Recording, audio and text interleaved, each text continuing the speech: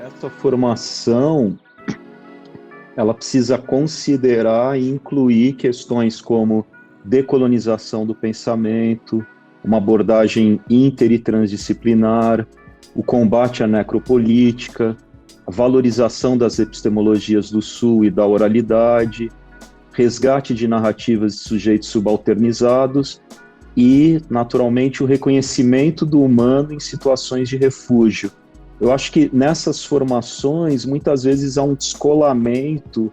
e não se entende que cursos de língua portuguesa e cultura brasileira para refugiadas e refugiados precisam ajudar a promover conscientização de direitos, desconstruir mitos que ainda vigoram no Brasil fortemente, né, como esse mito de que imigrantes e refugiados vão tirar o lugar de brasileiros no trabalho e no estudo. Então, as pessoas que vêm para a sala de aula, elas estão o dia inteiro expostas a situações de racismo estrutural, de xenofobia, de intolerância. Então, acho que é importante também, dentro da sala de aula, desconstruir mitos para que elas também possam reproduzir como sujeitos que são, por exemplo, esse mito, né, de que o Brasil é um país de imigrantes. Já há muito tempo, né, o Brasil não é um país de imigrantes. Menos de 1% da população que vive no território brasileiro é estrangeira, ou seja, a partir da década de 90, esse fluxo é invertido, né? O Brasil passou a ser um país de emigrantes. Então, ou seja, há muito mais brasileiros no exterior do que estrangeiros no Brasil. Então, esses discursos xenófobos que persistem precisam ser combatidos na sala de aula e também nessa formação. E acho que há outras ideias também que podem ser pensadas, e são muitas as autoras e os autores que falam sobre isso, para citar alguns: Edward Said, Fanon, Bell Hooks, Nawal Saadawi, Hill Collins, a Sueli Carneiro, a Shilin Bembe, a Madhu Rampateba, a Gayatri Spivak. Todos esses autores falam da relevância dessa resistência cultural e intelectual e dessa valorização desses saberes, dessas narrativas, dessas experiências e práticas nessa contraposição a essas tentativas de invisibilização, de apagamento, de subalternização, de estereotipação, de rebaixamento e de discriminação. Então, eu acho que a formação precisa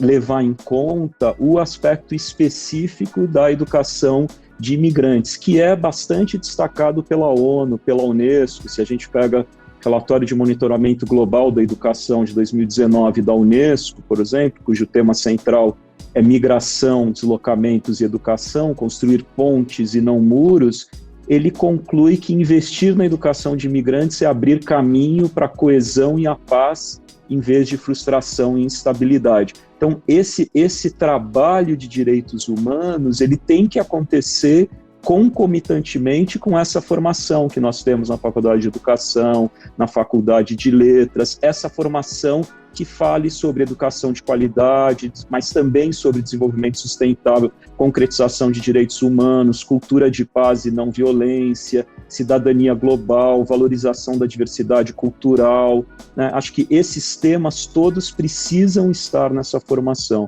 Eu queria fazer só um comentário em relação à questão da proficiência, porque eu acho que é importante, né, nessa discussão de como a gente traz refugiadas e refugiados, imigrantes em geral, para esse papel de protagonismo, porque sem esse papel de protagonismo, não é possível que essa relação aconteça de forma satisfatória. Então,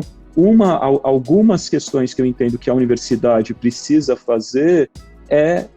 claro, essa questão da proficiência da língua portuguesa é fundamental, porque de fato o CELPE-BRAS torna impossível essa presença, né, na universidade, e a presença ainda é muito baixa, por mais que haja algumas iniciativas de políticas de ações afirmativas, mas precisa muito mais. Nesse processo de proficiência também é fundamental reconhecer a situação dos indígenas, por exemplo, que são pelo menos bilíngues, né? Enquanto o Brasil não reconhecer esse fato, os indígenas que querem vir para a universidade, não apenas indígenas brasileiros, mas também indígenas de outros países, eles são tratados como pessoas que precisam fazer uma língua estrangeira, né? Quer dizer, não é considerada essa capacidade e essa característica plurilinguística, de já falar o seu idioma, mais uma língua indo-europeia, no caso do português. Então, acho que a universidade precisa ampliar muito as suas políticas linguísticas, né? E valorizar línguas não indo-europeias, línguas indígenas, africanas, asiáticas,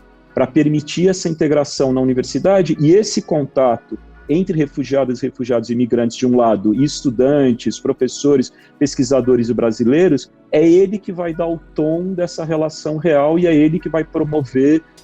mudanças reais, porque toda vez que a gente leva estudantes da USP, professores da USP, para essas iniciativas, para esses programas com refugiados, em pouquíssimo tempo toda essa mentalidade muda, porque na prática se ganha muito com esse compartilhamento de saberes.